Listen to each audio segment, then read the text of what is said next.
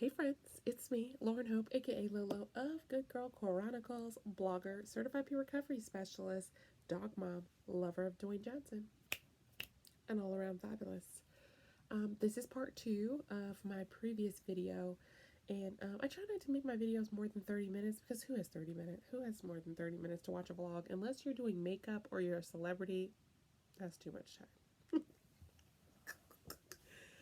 So, my last video, I was talking about feeling kind of depressed, feeling like really kind of concerned that maybe like I'm functionally depressed or clinically called dysthymia. It's like, you're able to still move forward in life and function or whatever, but like there's this undercurrent of sadness and symptoms, which I do plan to check in with my therapist about on Tuesday, which is like a couple days away. But I definitely have had some internal struggles since the first of the year that I've suppressed really well with a lot of projects, but in weight loss. But it's just been really challenging the last couple of days. But um, I had hoped the month of March I would talk about like friendship, and then I was going to interview my best friend Shirley and tell you about all of the amazing, awesome things that I learned about friendship through her. But she just started a new job and she's got like a lot on her plate right now, and so it just didn't feel like the right time for us to sit down and do an interview.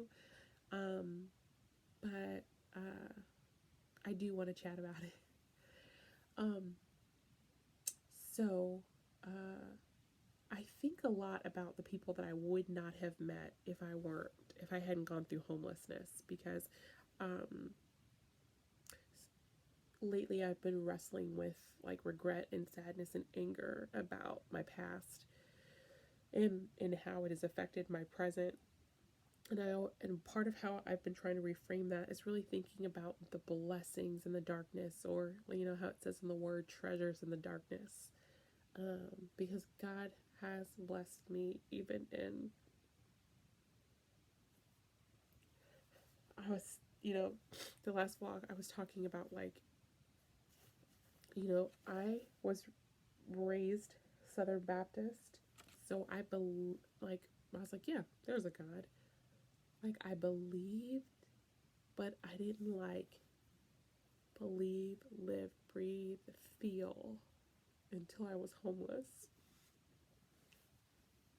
Because when I tell you, oh God, when I tell you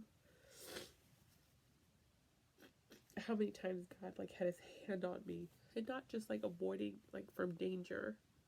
I remember nights in the shelter when I couldn't sleep and I would put on this Mariah Carey song. She sings this song called Almost Home,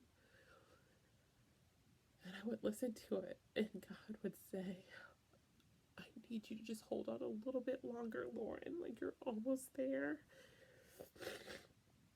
I would feel that in my spirit. And I would just cry and I would say, okay, God, okay. This is what you promised. I'm going to get up tomorrow and I'm going to do my part. I'm going to take the buses, however many buses it takes to get to my job. I'm going to keep doing my part. And one of the blessings,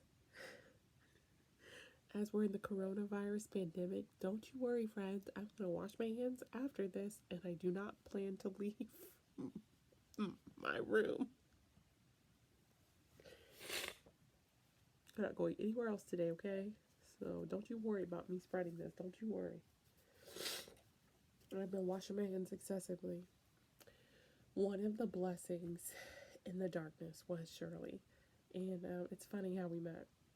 When I was a TV reporter, I remember going to a particular Starbucks and seeing this really pretty woman. And I remember not being able to place if she was like Latino or Filipino or whatever.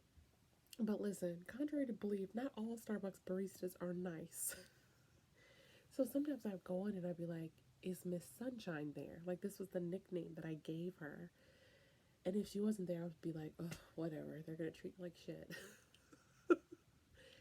And I remember this one particular day, I walked in and I literally was just like one of those days I was just like, I had zoned out, and I put my card on the table on I put my card on the table, and she like her hand touched mine, and I remember it being like really soft and comforting. I know this is so weird. I promise. I'm not. I don't know. It's just I was like I felt seen, and so I never forgot her. I never forgot her. So um, years later, I'm no longer in TV. I've left my job because of my depression. I've survived a suicide attempt, and I'm homeless. And part of what I did during the day was because I didn't know what to do during the day, honestly. I should have been looking for jobs. Um, I would walk the mall, and I would like get to know people in the mall, and I would go to Ulta. Stupid, stupid, stupid, stupid. I would make like a little bit of money or whatever from like, I don't know, like I was always making money like with odd jobs or whatever. And I'd go to Ulta and I would see what was on sale, because makeup was a way to like cover my face and feel normal and not wear what I was going through. And I'm in the Ulta and I'm like, oh my God, it's Miss Sunshine. I have not seen her since those days I would go into the Starbucks.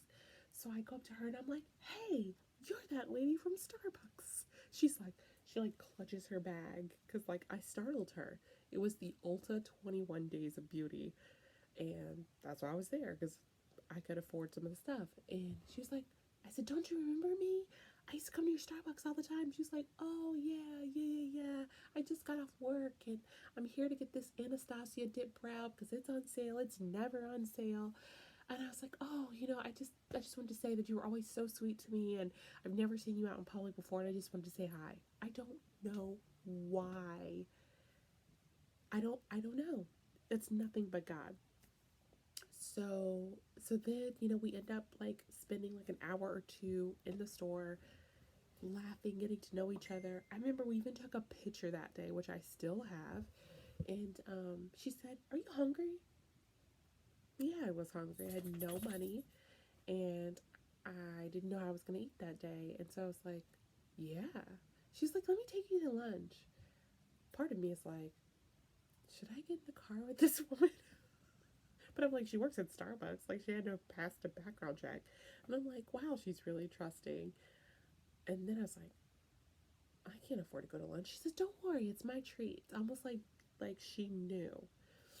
And so we go to Jason's Deli. Sorry, I heard my dog under the... Are you okay? Are you okay? Boo Bear. Boo. I guess he's okay. Boo Bear.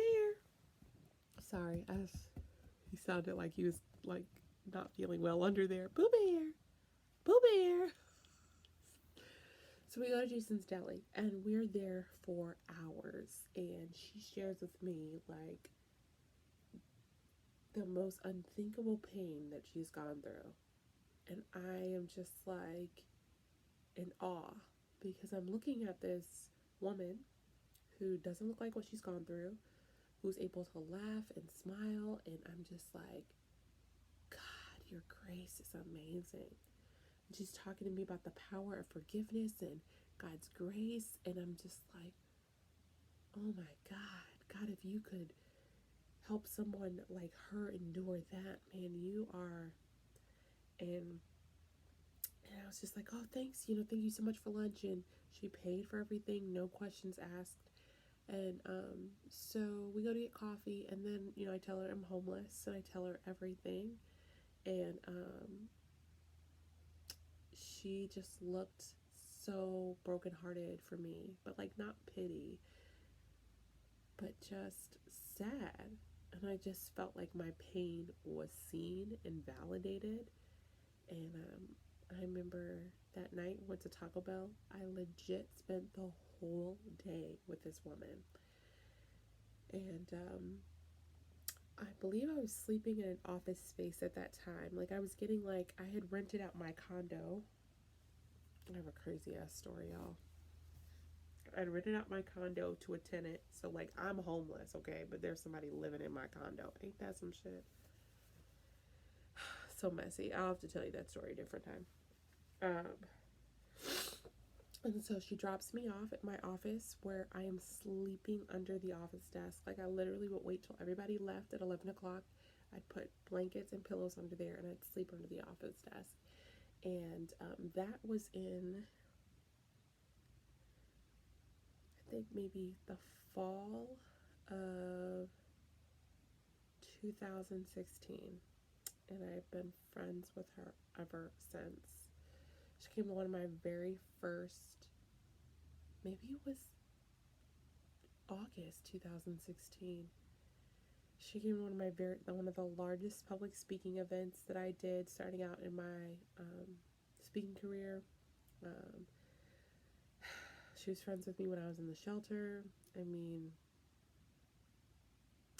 I've learned so much about God's grace by being friends with this woman. You know, how we pray together and how she, tells me about the word and affirms for me the word. And, like, I feel like that's my sister, y'all. Like, I don't say I love you to a lot of friends, but I say I love you to Shirley. And it hasn't always been perfect. We went through a season where we didn't talk for a year. And I think in that year's time, we both had some growing to do. And we recently reconnected. And, it's kind of like we picked up where we left off, she's one of those people that I feel like I can tell anything to and not be judged for. I've told Shirley things I have never told anybody. She's funny and quirky like me, and I feel like, we're both like in a rebuilding phase of our life, and I feel like she understands me in a way that a lot of friends don't. And so, like, Shirley is like the barometer that I hold most of my adult friendships up to. Um, yeah, yeah, I've grown a lot with Shirley, and I don't feel shame with Shirley. And I don't say that for a lot of my relationships or friendships. So, um, yeah, the whole reason I wanted to like focus on friendships over this month, one of my followers is like, how do you know what a good friend is? I always feel safe with Shirley. I think you should feel emotionally safe with friends. Like that's like real, for real friends. We don't have to talk every single day, but when we do, it's like we pick up right where we left off. We have common interest and common spirituality, which I think is really important. And she helps me grow. She wants to see me win. Like I really, really, really believe that. There are some people I've called friends that I don't think wanted to see me win. I'm grateful for her. I'm a better person because of the friendship with her. Yeah. One of these days, I'm going to sit down and we're going to have an interview with Shirley so you can meet Miss Sunshine. I actually wrote a blog about her, which I'm going to try to copy in the section below, that talks about how we met, that kind of thing. And yeah, she's really special. She's really, really special. Yeah. Well, I will vlog next week, and hopefully the country will be rebounding from the coronavirus. And I will have some insight on how I've been feeling lately from my therapist and pushing forward. But, I am really trying to be proactive about, making a plan for the things that has me down. I had a meeting with a career coach today over the phone because of coronavirus. I'm going to be working on my resume and a lot of things. And just for like the anxiety I'm feeling, I really think I'm going to kick up my workouts to burn some of this anxious energy that I have. Maybe it'll help me sleep better too. Yeah. So, if you have any encouraging words, or if you've been through this before, you know how I'm feeling, comment below, or you can send me an email, which I always love, teamgoodgirl84@gmail.com. Teamgoodgirl84@gmail.com. As we say here, Good Girl Chronicles, I love you. I love God more. See you next time.